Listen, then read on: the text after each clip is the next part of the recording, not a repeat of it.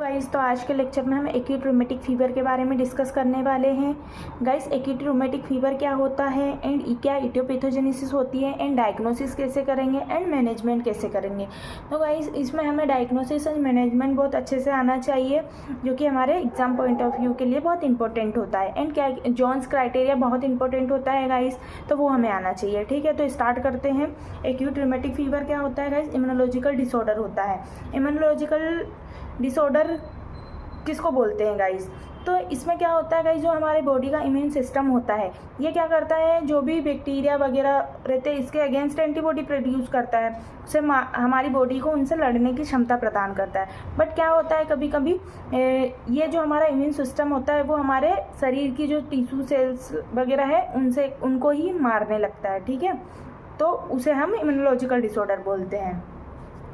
अब initiated by, किससे initiated by? Group A beta hemolytic streptococcal antibodies produce against selected streptococcal cell wall proteins and sugars react with the connective tissue, ठीक है, of the body as well as the heart and result in rheumatic fever.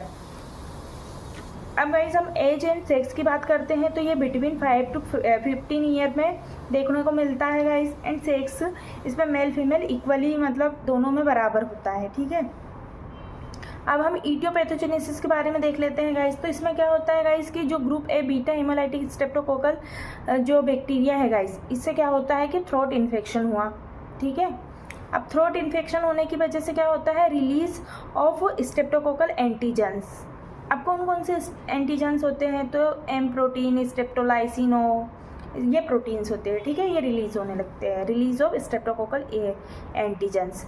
ये क्या करते हैं? Immune response by host.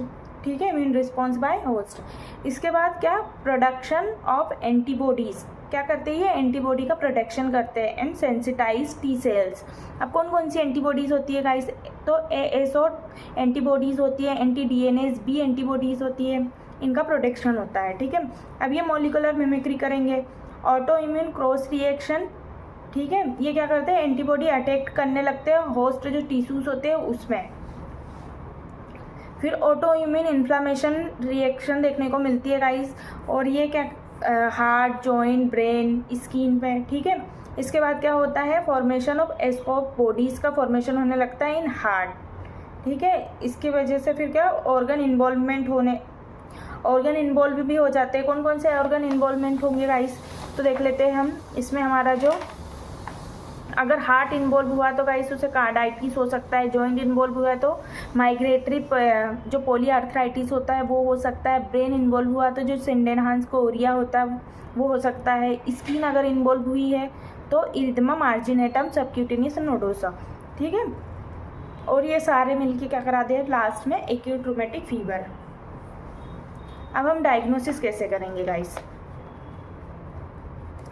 तो हम diagnosis based on modified Jones criteria 2015, इसके based में हम उसका डायग्नोसिस करते हैं। तो क्या क्या evidence of presiding streptococcal infection at least one of the following. हम जो 4-5 क्राइटेरियाज देखेंगे गाइस, इसमें से मतलब एक होना चाहिए, तभी हम बोलेंगे। ठीक है, डायग्नोसिस बनेगी उसकी कि बोल सकते हैं हमें एक्यूट रूमेटिक फीवर है। तो क्या क्या होना चाहिए गाइस? तो इसमें क्या होता है, जो थ्रोट कल्चर करते हैं हम फॉर ग्रुप ए जो गैस है, group A beta hemolytic streptococcal जो बैक्टीरिया था उसका हम थ्रोट कल्चर करते हैं, तो क्या होना चाहिए? पॉजिटिव आना चाहिए। ठीक है, रैपिड एंटीजन डिटेक्शन टेस्ट करते हैं। फिर जो ASO टाइटर था गाइस, ये भी कैसा होना चाहिए? बड़ा हुआ मिलना चाहिए, एलिवेट मिलना चाहिए। ठीक है, एंड जो हमारी एंटी DNase B टाइटर होता है ये भी कैसा मिलना चाहिए? एलिवेट मिलना चाहिए।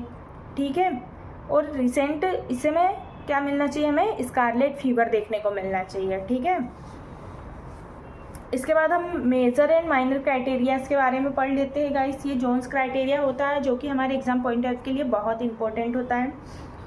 तो इसमें हम सबसे पहले मेजर की बात कर लेते हैं गाइस, देन माइनर की। ठीक है, तो मेजर क्राइटेरिया में सबसे पहले हम कार्डाइटिस एंड पेन कार्डाइटिस। अब पेन कार्डाइटिस का मतलब क्या होता है गाइस कि जो हमारी हार्ट की लेयर होती है गाइस, 3 लेयर्स होती है, उसमें क्या होता है? इन्फ्लामेशन हो जाती है। ठीक है, उसे पेन कार्डाइटिस बोलते हैं। अब कार्डियोमेगेली इसमें क्या क्या देखने को मिलेगा, कार्डियोमेगेली, हार्ट फेलियर, टेकीकार्डिया, मर्मर, जो कार्डियम रब होता है वो। अब कार्डियोमेगेली का मतलब होता है गाइस कि जो हमारा हार्ट होता है उसका साइज बढ़ जाता है, ठीक है। उसके बाद पॉलीआर्थराइटिस, तो माइग्रेटरी का मतलब ये होता है गाइस कि एक जॉइंट से दूसरे जॉइंट में दर्द हो रहा है, ठीक है। एंड इन्वॉल्व है हमारे लार्ज जॉइंट जैसे नी, एंकल, ठीक है। उसके बाद गाइस हम बात करते हैं कोरिया। इसमें क्या होता है, इनवॉलेंट्री जर्की मूवमेंट देखने को मिलता है, इमोशनल लेबिलिटी, हाइपोटोनिया, उसकी मसल टोन कम हो जाती है, ठीक है। इरिथमा मार्जिनेटम, इसमें क्या होता है गाइस, इसमें नॉन प्यूरिटिक रेस्ट देखने को मिलेगा, सर्पिजिनस मार्जिन देखने को मिलेगी, ठीक है। अब सबक्यूटेनियस नोड्यूल्स के बारे में देख लेते हैं। तो गाइस जो नोड्यूल्स होते हैं वो कैसे होंगे, पेनलेस होंगे, उसमें दर्द नहीं होगा, ठीक है। ओवर बोनी प्रोमिनेंस, और जो बोनी प्रोमिनेंस होते हैं वहाँ पर हमें नोड्यूल देखने को मिलते हैं और वो दर्द नहीं होते, पेनलेस होते हैं, ठीक है। पेनफुल नहीं, पेनलेस होते हैं। अब हम बात करते हैं माइनर क्राइटेरिया की। तो माइनर क्राइटेरिया में गाइस फीवर देखने को मिल सकता है, आर्थलेजिया, जो ESR होता है वो एलिवेट मिल सकता है, CRP एलिवेट मिलता है, C रिएक्टिव प्रोटीन होता है गाइस, CRP मतलब, ठीक है। प्रोलोंग्ड PR इंटरवल देखने को मिल सकता है, ठीक। अब गाइस डायग्नोस्टिक रिक्वायरिंग क्या होती है, कब हम उसे बोलेंगे कि इसे एक्यूट ट्रोमेटिक फीवर है। तो गाइस हमने जो जोन्स क्राइटेरिया पढ़ा है उसमें से 2 मेजर क्राइटेरिया प्रेजेंट होना चाहिए एंड 1 मेजर प्लस 2 माइनर। अगर 2 मेजर प्रेजेंट है तो बोल सकते हैं, या फिर 1 मेजर प्लस 2 माइनर होना चाहिए। प्लस उसके साथ साथ जो एविडेंस ऑफ अपन ने पढ़ा था जो प्रीसाइडिंग स्ट्रेप्टोकोकल इन्फेक्शन है उसमें से अगर एक भी प्रेजेंट हुआ तो हम उसे एक्यूट ट्रोमेटिक फीवर बोलेंगे, ठीक है। अब इसके बाद हम मैनेजमेंट की बात करते हैं गाइस। तो मैनेजमेंट में हम हमेशा पहले इन्वेस्टिगेशन कर देन उसका ट्रीटमेंट करते हैं, ठीक है। तो हम सबसे पहले क्या क्या इन्वेस्टिगेशन कराएंगे गाइस, तो CBC कराते हैं, complete blood count, ESR, CRP, C reactive protein, और जो टाइटर होते हैं हमारे एंटीबॉडी टाइटर्स वो चेक कराएंगे, ASO टाइटर, है ना। थ्रोट स्वैब कल्चर करा लेंगे। ECG में क्या मिलेगा गाइस हमें, तो PR प्रोलोंगेशन देखने को मिल सकता है। चेस्ट एक्सरे कराएंगे तो हमें कार्डियोमेगेली देखने को मिल रही थी, तो इसमें कार्डियोमेगेली मिल सकती है, ठीक है। इकोकार्डियोग्राफी क्यों कराते हैं गाइस, ताकि हम इससे क्या डिटेक्ट कर सके कि कोई वॉल्वुलाइटिस वगैरह तो नहीं है। अब हम ट्रीटमेंट की बात करते हैं गाइस। तो ट्रीटमेंट में हम 4 कंपोनेंट में डिवाइड कर लेंगे, उसके अकॉर्डिंग हम ट्रीटमेंट करते हैं, ठीक है। सबसे पहले हमारा आता है गाइस सबसे पहले जो हम उसे मतलब जो स्ट्रेप्टोकोकल इन्फेक्शन हुआ था उसे इरेडिकेशन कर रहे हैं, उसको ख़त्म ही कर रहे हैं। तो उसके लिए ड्रग ऑफ चॉइस होती है गाइस जो बेंजाथाइन पेनिसिलिन G है वो है, ठीक है। अगर मान लो जो पेशेंट है वो लेस देन 27 kg का होगा तो हम 6 लाख जो यूनिट है उसे IM देंगे और सिंगल डोजेस देंगे, ठीक है।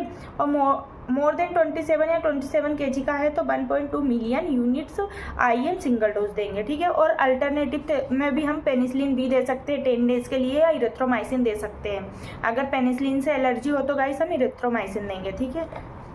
अब गाइस एंटी इन्फ्लामेटरी ट्रीटमेंट की बात कर लेते हैं। तो जैसे फॉर आर्थराइटिस है किसी को तो उसमें हम एस्प्रिन देंगे 80 to 100 mg पर kg पर डे, ठीक है। इसे डिवाइड कर देते हैं डोजेस फॉर 2 to 3 वीक्स।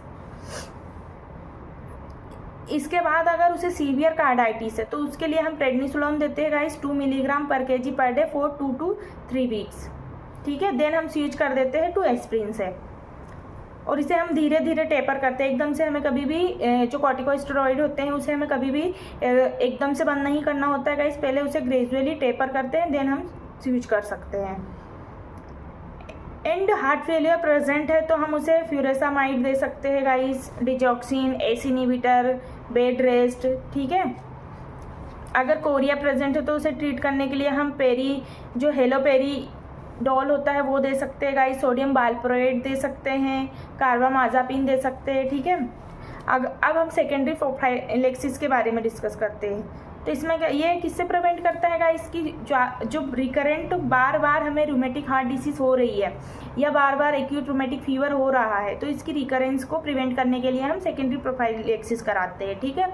इसमें हम कौन सी ड्रग देते हैं, तो इसमें हम बेंजाथाइन पेनिसिलिन देते हैं गाइस, जो बेंजाइन पेनिसिलिन G होती है वो वाली हम देंगे। वो भी कितनी, उसका डोजेस क्या रहेगा गाइस, जो पहले हमने डिस्कस किया वही डोजेस देना है, ठीक है। अब ड्यूरेशन और प्रोफाइलेक्सिस का ड्यूरेशन है।